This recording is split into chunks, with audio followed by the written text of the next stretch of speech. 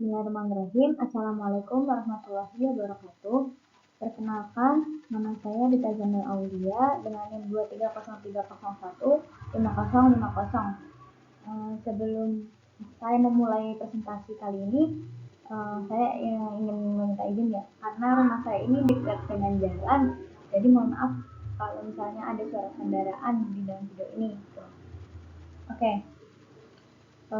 Pertama, di teori struktur data ini, saya akan menjelaskan tentang materi code dan scene, serta iOS Fix dan iOS Dev pada C++. Lalu, selanjutnya kita akan membahas tentang code dan scene terlebih dahulu ya. Pengertian code dan scene. Dalam bahasa pemrograman C++, code dan scene adalah objek daily library standar yang digunakan untuk input dan output. Jadi, code dan scene ini sering banget digunain dalam bahasa pemrograman C++. Code itu untuk mengirim output dalam program C++. Kalau scene ini untuk menerima, jadi biasanya code ini untuk menampilkan ke dalam layar, kalau scene ini untuk memasukkan ke dalam layar. Lalu selanjutnya adalah sifat code. Sifat code ini ada sinkron, formatable, dan fleksibel. Sinkron ini artinya bisa untuk menampilkan data ke layar gitu. Ditampilkannya secara sinkron. Lalu formatable ini artinya mengontrol format output dengan code, misalnya dapat mengatur presisi desimal untuk angka floating point atau mengatur lebar bidang untuk output dalam format kolom. Jadi ini bisa request sesuai kita gitu. Fleksibel ini bisa, ini nggak ditentuin ini code ini bisa mengandung buat apa aja tuh bisa gitu. Code itu bisa buat teks, angka bulat, angka floating, point, karakter, dan lainnya. Lalu ada sifat chain. Sifat chain ini ada blocking, error handling, dan defect. Blocking ini artinya untuk menerima input dari pengguna, program akan terblokir atau membeku sampai pengguna memberikan input. Kalau misalnya kita nggak ngasih input nih ke dalam chain ini, dia nggak bakal jalan gitu. Lalu setelah kita masukkan angka atau apa kata-kata gitu, atau karakter, itu tuh harus diklik enter. Kalau misalnya udah diklik enter, nanti dia baru jalan prosesnya. Kalau misalnya nggak diklik enter, dia nggak bakal, dia akan terblokir atau membeku. Lalu error handling. Error handling ini menyediakan mekanisme untuk menangani kesalahan input. Jika pengguna masukkan tipe data yang tidak sesuai dengan yang diharapkan, jadi dia bisa error gitu. Kalau misalnya si usernya ini, si penggunanya ini salah memasukkan apa yang harus dimasukkan gitu. Book rate ini untuk menyimpan data yang dimasukkan pengguna sebelum data tersebut digunakan dalam program. Ini berarti input dari pengguna disimpan di dalam book rate sampai program mengambilnya menggunakan operator book rate. Lalu selanjutnya nih contoh penggunaan code. Ini kodenya include iOS stream. Ada in main, std code. Nah, ini code ini diketikkan hello world lalu tekan 0 dan ini akan muncul output seperti ini, hello world. Ini sebenarnya contoh sederhananya aja sih. Jadi selanjutnya, nah ini ada penjelasannya dari slide sebelumnya. Prosesnya tadi itu per baris ya, include iOS stream, ini tentang penjelasannya, ini penjelasannya, std code penjelasannya gitu. Lalu contoh penerapan scene. Ini contoh sederhananya juga sama. Ini untuk apa nih? Meminta pengguna untuk memasukkan sebuah bilangan. Nah, scene ini kalau misalnya nggak dimasukin, angkanya dia bakal membeku, akan keblokir tadi sifat scene kan.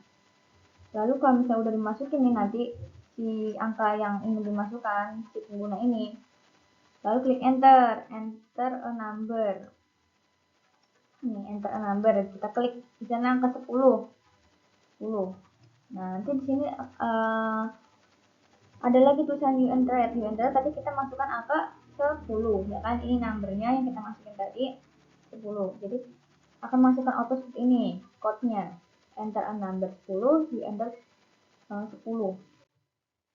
Lalu untuk penjelasannya codingan yang sebelumnya sama kayak code tadi, include string, in main, number, std code, dan sebagainya. Lalu keterkaitan antara code dan chain. 1. Saling melengkapi. 2. Struktur sintaks yang mirip. Ya, emang dia sih selalu melengkapi ya. Pasti kalau misalnya ada chain, pasti ada code. Begitu juga di sebaliknya, pasti ada. Lalu sifat sinkron. Ini ada interaksi dalam penggunaan. Nah, ini pembahasan kedua yaitu IOSFix dan IOSDEX. Sebelumnya sih saya di semester 1 ini belum belajar tentang IOSFix sama IOSDEX. Jadi ini juga pertama kalinya saya belajar. Lalu pengertian IOSFix dan IOSDEX. IOSFix dan IOSDEX adalah dua pengaturan yang dapat digunakan dalam manipulator I atau O dalam C++ untuk mengontrol format output dari angka floating point. Ini adalah bagian dari kelas IOS yang terkait dengan manajemen aliran dan state stream dalam C++. IOSFix digunakan untuk menetapkan basis tetap pada output angka floating point. Jadi tetap ya, fix. Ketika manipulator IOSFix digunakan, angka floating point akan ditampilkan dalam format desimal dengan jumlah digit di belakang koma yang telah ditentukan oleh presisi yang diatur menggunakan manipulator ini, manipulatornya. Std stage precision. Ini memastikan bahwa jumlah digit di belakang koma akan tetap konsisten, bahkan jika digit tersebut adalah 0. Lalu ada IOSDEX. IOSDEX ini manipulator I atau O dalam C++ yang secara eksplisit menetapkan basis numerik ke desimal, basis 10. Desimal itu angkanya ada 10 ya.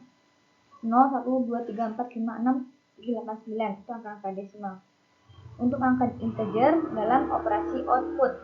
Meskipun basis default untuk angka integer adalah desimal, penggunaan IOSDEX dapat meningkatkan kejelasan dan kemudahan pemahaman kode, terutama saat mengubah format output dari basis numerik lain seperti hexadesimal, IOSHex atau octal, oct gitu. Jadi itu bisa buat hex sama octal. Itu angkanya ada 16. Dan 16 kalau misalnya octal itu kalau nggak salah ada 8. Terus selanjutnya sifat IOSFix. Sifat IOSFix ini manipulator ya kan, sebagai manipulator I atau O. Lalu presisi tetap karena fix ya, jadi tetap. Lalu ada format desimal. Format desimal lalu jumlah digitnya itu tetap. Sifat IOSFix memang sama. Penggunaan bersamaan dengan std precision. Kalau misalnya ada IOSFix, nanti di pasti ada std precision karena selalu bersamaan. Lalu konsistensi output karena tetap ya tadi, kepentingan dalam penggunaan. Lalu ini ada sifat IOSDEX. IOSDEX ini pertama itu ada penetapan basis numerik ke desimal. Lalu peningkatan kejelasan kode, lalu pengembalian ke format desimal. Penggunaan bersamaan dengan manipulator lain. Jadi itu bisa digunakan dengan manipulator lain. Beda sama tadi IOSFix tadi. Terus default behavior. Contoh penggunaan IOSFix. Ini contohnya ya. Nih, ada input string, ada iomoney, period untuk manipulasi I atau O. Jadi harus ada iomoney. Double number. Nah, variabelnya ini namanya number yang mengandung angka 123,456,789. Lalu sini ada std code, ini std fix. Nah, std fix ini harus bersamaan dengan ini nih, std set version. Nah, ini ada angka 2. std code fix format, kita kasih nama fix format, lalu numbernya yang tadi ini nanti kita masuk ke sini, lalu akan menghasilkan output fix format 123,46. karena tadi di stress patient ini ingin mengambil angka 2 di belakang koma gitu kan, jadi akan 46 diambilnya 46. Nah ini penjelasannya sih, ada mulai tadi ya codingan sebelumnya. Lalu contoh penggunaan IOSDEC. IOSDEC ini sama sih sebenarnya kayak IOSDEC tadi sih. Ini harus ada IOMANIP, lalu variabelnya ini namanya number yang mengandung angka 255. STD code-nya terus dimasukin STD DEC-nya, ini kan karena untuk DEC ya, decimal. Tampilkan number.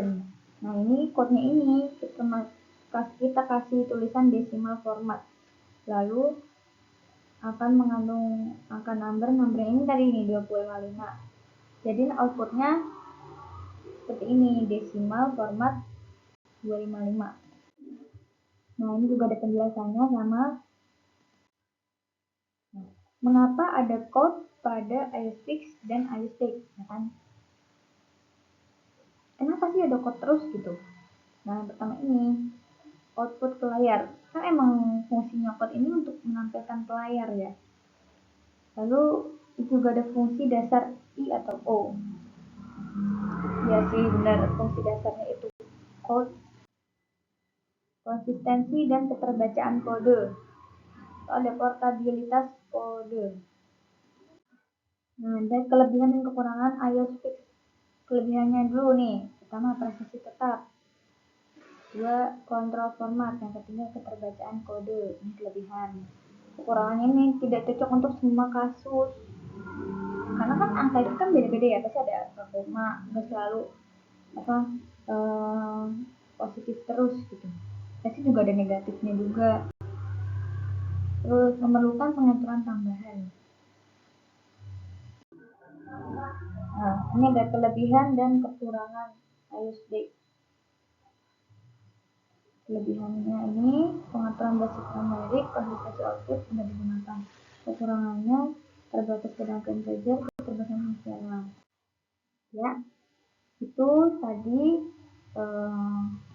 penjelasan dari materi saya dari mata kuliah teori struktur data. Terima kasih untuk semuanya sudah mendengarkan presentasi saya kali ini. Selanjutnya saya akan mempresentasikan praktikum struktur data. Assalamualaikum warahmatullahi wabarakatuh.